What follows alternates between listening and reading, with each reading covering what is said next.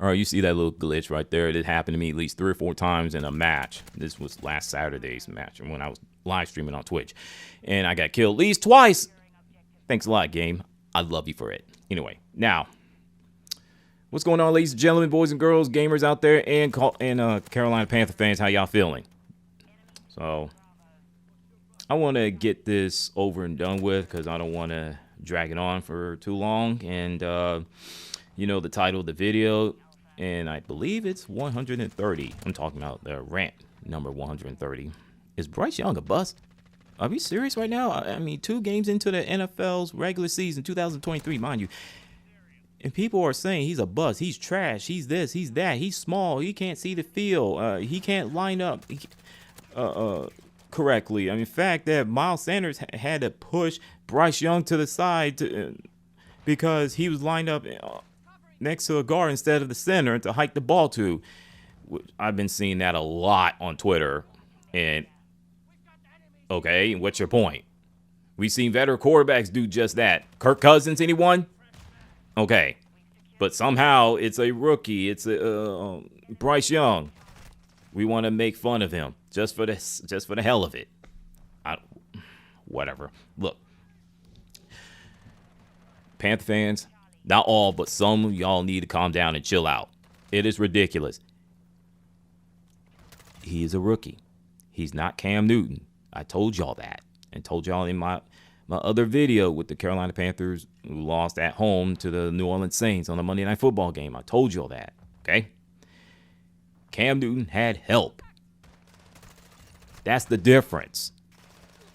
Why you think he won the Offensive Rookie of the Year? Yeah, he's big and tall, but he also took the beatings. But unnecessary beatings. Okay?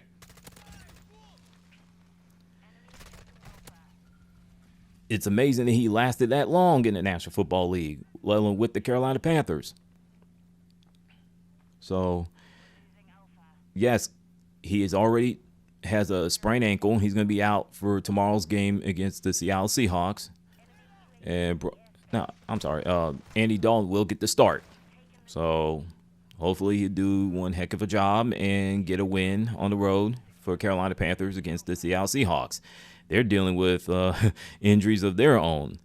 So, listen, people like Chris Sims need to pump the brakes and shut their mouths. Well, C.J. Stroud and Anthony Richardson's balling. They're putting up better numbers than him. That's a little misleading, and here's why. First of all, with C.J. Stroud, he had to play from behind. Not to mention, look who he played against. Baltimore Ravens defense and the divisional opponent, which is at home last weekend against the Indianapolis Colts. And for what I've heard and read, he has a shoulder injury. And what about Anthony Richardson for the Indianapolis Colts rookie quarterback? All I heard is he's balling. He's this. He's that. Carolina Panthers should have drafted this dude in the first place. Blah, blah, blah, blah, blah, blah, blah. Okay, pump the brakes. Shut up. This dude is already an injury prone. He hurt his knee in week 1, and he has a concussion in week 2. So what is that saying right then and there?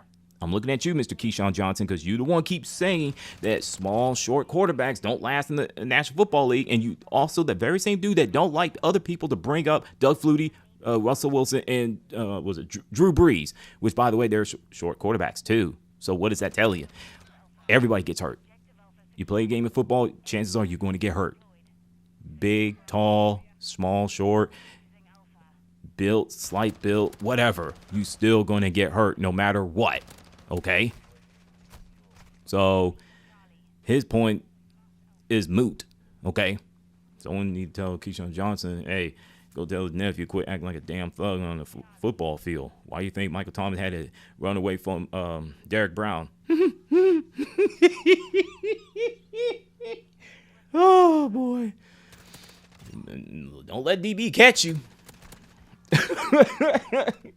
Anyway, Bryce Young is going to be just fine. I don't know why people are tripping. I mean, yes, he can play better. And I think I said this before. I'm gonna say this again. When you have a head coach like Frank Wright, who gets has a history of getting off to a slow start, but come out smelling like roses in the end, mind you. And his play calling has been nothing short of vanilla, uninspiring, god awful, stinky trash. You know it's going to be a issue, and you're asking Bryce Young, who is a rookie, to make chicken salad out of you know what. Are you serious right now, Carolina Panthers and the coaching staff, and that includes Frank Wright? Y'all tripping. And y'all haven't helped him. I mean, look at the wide receiver position. Adam Thielen, he's wide receiver number 2 at best. Jonathan Mingo, he's a rookie. Terrence Marshall Jr., which every Carolina Panther fan keeps screaming at me, keep telling me, oh, he's going to be balling. Why does he keep end up in the doghouse with Matt Rule? If it ain't that, he just puts up numbers when the games don't really matter. Explain that to me. Explain that to me right now. And also I keep hearing, oh, Steve Wilkes should have been the head coach for the Carolina Panthers. Oh, boy, this is the second one that got me really, really, not triggered, but it just really got me upset. I'm like, are we really having this conversation? Seriously? Steve Wilkes would not have the Carolina Panthers 2-0. I can promise you that. They would be at least either 0-2 or 1-1. Maybe 1-1. This is the same dude that couldn't get it done and lost the games that mattered. But let's not blame him. I already talked about that last season. Let's move on. I think Carolina Panther fans need to do just that when it comes to Steve Wilkes. Let the man go. Stop living in the past. Quit bringing up the past to support Bryce Young and the Carolina Panthers. It's hard, but Bryce Young will be all right. Give him some help. That's all he needs.